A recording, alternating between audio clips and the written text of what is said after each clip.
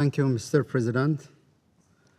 Congratulations on assuming your presidency for the month of October. I would like to convey Ethiopia's best wishes in the discharge of your responsibilities. I also thank our Secretary General. Mr. President, I don't want to hide my surprise in the convening of this meeting of the Security Council.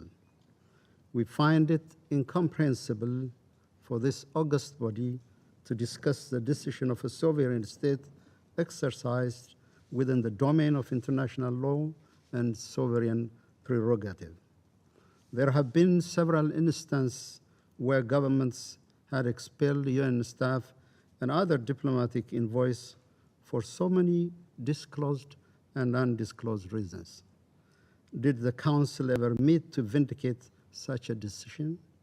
Not to the best of our recollection. Mr. President, we truly hoped Council members would have the insight to leave this matter to the government, Ethiopia, and the United Nations. At the outset, I would like to register our position that the government of Ethiopia is not under any legal obligation to provide justifications or explanation for its decisions. Excellencies, we are obliged to make reference to the basic norms of the United Nations and its humanitarian operations. The General Assembly resolution on guiding principles for humanitarian assistance, 46/182, provides the sovereignty, territorial integrity, and national unity of states must be fully respected in accordance with the Charter of the United Nations. The most fundamental element of the sovereignty of the state has to do with their prerogative to determine who enters, remains in, exists in their territory. When we appeal for support and work with the UN or other humanitarian operators, we have not forgone this fundamental right. Therefore, the government will continue exercising its due right and responsibility on monitoring and screening all humanitarian operators in Ethiopia. Any suggestion to the contrary is unacceptable. As to the legality of the decision, leaving the details aside, the UN itself can be quoted for arguing decisions of persona non grata apply to the UN as well. Mr. President, when it comes to the obligation of UN staff, the rules are unequivocal. Article 101, paragraph 3 of the UN Charter provides all staff members employed by the United Nations must have the highest standards of efficiency, competence, and integrity. In the context of humanitarian operations, integrity entails adhering to principles of neutrality, impartiality, humanity, and independence. It also requires respect for the laws and police power of the host state. Furthermore, they must respect the code of conduct of UN, which, among others, provides the following. First, UN staff shall neither seek nor accept instruction from any government or from any other source external to the organization. Second, staff members shall not use their office or knowledge gained from their official functions for private gain, financial or otherwise, or for the private gain of any third party, including family, friends, and those they favor. Third, staff members shall not communicate to any government, entity, person, or any other sources any information known to them by reason of their official position. These cardinal principles, for the safeguard of which UN staff enter a solemn oath and swear on their conscience, mean that in the presence of contradicting views, competing interests, political pressures, and all forms of temptation, the UN staff will remain neutral. In the presence of deceit, coercion, and vested interest, they will preserve their independence. And in the existence of consideration that may appear to be reasonable basis for decision, UN staff will be guided by humanity only. The UN staff Ethiopia expelled sideline their oaths, the rules of professional conduct, and the principles of humanitarian assistance. Mr. President, let me cite few examples among the multitude of transgressions that we selected with great care and caution. Needless to say, the misconduct of few individuals doesn't speak to the professional and able team of the UN in Ethiopia or anywhere else. Rather, it speaks of the serious ethical dilemma that existed in the humanitarian operation in Ethiopia for the past 11 months. These individuals executed the conspiracy created by TPLF and its member to generate an image of extreme casualty that warrants quote-unquote humanitarian intervention and rescues the criminal group. To use their own words, they were looking to create a Darfur-like situation. They suddenly and overnight created 1 million victims of health disaster, while OCHA country office reports 2.8 million people that need emergency health assistance. The main OCHA office was made to report 3.8 million, only because that level of inflation of misery was needed to elevate the crisis to level 3. They categorized the situation in Tigray under IPC 5, based on data collected from a region of 6 million population by a single FAO staff and interpreted by 2 UN staff that are Ethiopian and open TPLF supporters based in Rome. They assisted in fabrication of false allegations submitted to the UN Security Council as a white paper. The white paper contained unfounded allegations, including the use of hunger as a weapon, and preferred the need to apply Resolution 2417/18. The former head of OCHA was made to report to this council 152 Ethiopians died due to food shortage, while such incident had never occurred. They made up the data and went to the extent of disinforming this global security body. About 2 weeks ago, they reported 12 individuals died of hunger in an IDP camp, while the organization running the IDP camp, an internal organization itself, came out and stated the allegations are simply false. They implored UN agencies to conduct investigations outside of their mandate to meet the instruction of TPLF to generate exhibits matching the false allegation released on medias and to supposedly substantiate a case before the ICC. They didn't even show mercy to victims of gender-based violence. First, in violation of the protection protocols of safe houses for victims of gender-based violence, they invited TPLF armed men and militia to the safe houses. In addition, they exposed the safe house before an international media and invited interviewers and interrogators to safe houses to intimidate victims and elicit testimonies. This, Mr. President, is happening in a city where close to 13,000 detainees and prisoners were released with absolute impunity, and thousands of armed youths are roaming in the streets, already creating terror on residents. These individuals recorded a UN staff meeting and gave a copy to TPLF for the sake of providing it with material it could use to back its false allegations.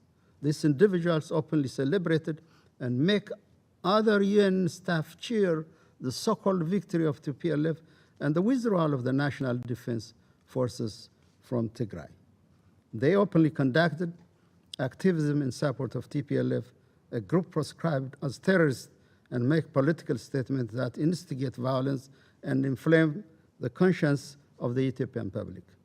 They assisted siphoning food, medicine, communication equipment, all other essential supplies and equipment and transfer to TPLF. Right before their expulsion, they were facilitating the deportation of ethnically segregated group of Ethiopian migrants from Saudi Arabia and their resettlement in third country in Africa for training and preparation before they join combat with TPLF. In effect, a parallel UN operation that completely sidelined the UN country office was created. Apart from the selfish interest of individuals, we have evidences that the entire endeavor is created by a higher and more sophisticated motivation that seeks to undermine the Ethiopian state and rescue the TPLF. Ethiopia deeply resents this experience. Mr. President, expulsion was not our primary course of action. In multiple occasions, we explained our concern to UN officials. On July 8, 2021, the Deputy Prime Minister and Foreign Minister of Ethiopia wrote a letter to the UN Secretariat explaining in great details the misconducts of the UN staff that require corrective measures. We also summoned some individuals and warned them to halt their misconduct. Nevertheless, the transgression continued unabated. Mr. President, we believe the UN agencies and their honorable role are undermined by these few individuals. Our request from the United Nations is, first, to deploy new staff that are aware of and will adhere to their professional code of conduct. Overwhelming majority of UN staff fulfill this requirement and would distance themselves from political mercenarism. The government of Ethiopia stands ready to assist expeditious deployment of the replacement.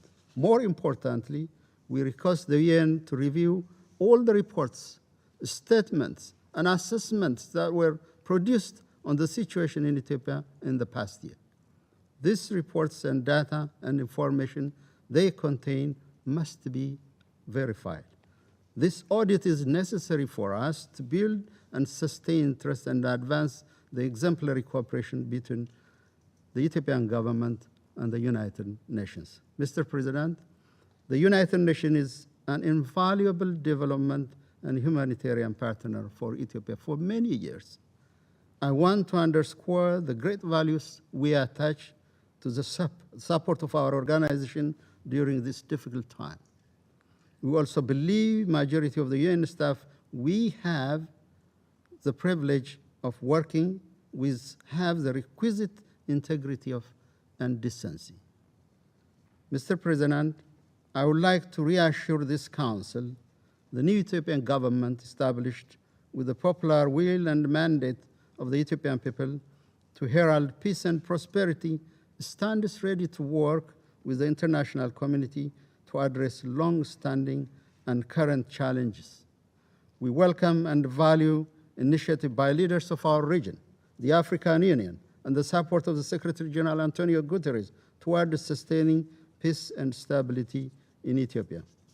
We assure you that we will facilitate the visa requests. No one should doubt the Ethiopian tradition of hospitality. What we ask is respect, dignity, and honesty, open and candid discussion. We will, as we did in the past, we will always stretch our hands to all those who treat us with dignity and equality. That is, and this is the story of an Ethiopian life since the time of the League of Nations. I thank you.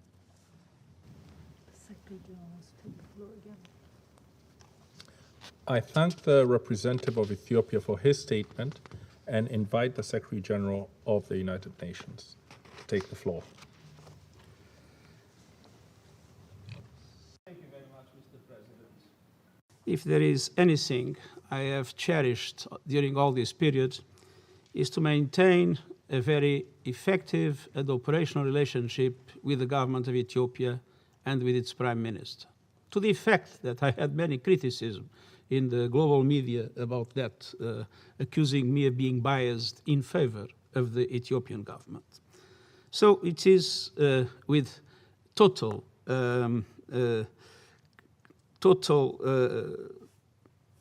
would say, in a spirit of complete easiness, that I would like to ask you one thing, Mr. Ambassador. If there is any written document provided by the Ethiopian government to any UN institution about any of the 8 members of the UN that were expelled, I would like to receive a copy of that document, because I have not had any knowledge of any of them, And it would be very useful for me to detect if documents are given to the UN and not given to my knowledge. Then I have to investigate what has happened in my organization. So I ask you, please, Mr. Ambassador, to provide me as a copy of any of the written documents written by the government of Ethiopia about any of the 8 that were expelled by Ethiopia in this regard. And I would recall that twice I told the Prime Minister that if there were concerns about lack of, I'd say, lack of impartiality of the UN staff, that I asked him, please send me those situations for me to be able to investigate. Twice I asked it to the Prime Minister. Until now, I had no response to these requests. And so, for us, the question is very simple. We believe that Ethiopia has not the right to expel these 8 members of the UN. We believe Ethiopia is violating international law in doing so. And we are ready to cooperate with the government of Ethiopia in relation to any situation in which the government of Ethiopia feels that any member of the UN is not behaving in total impartiality, in total independence, as humanitarian law prescribes and humanitarian principles establish.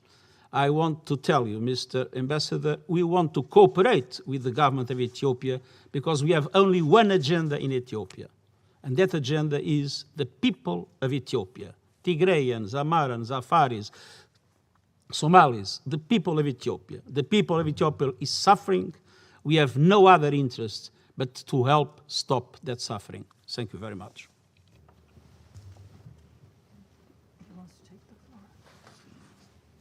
I thank the Secretary General for his further clarification.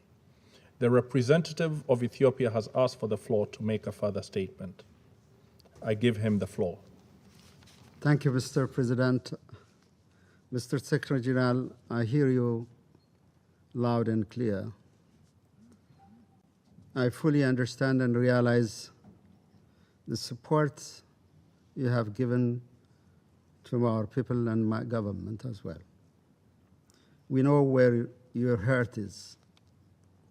You have approached our issue with candidness, with candor, and we highly respect that.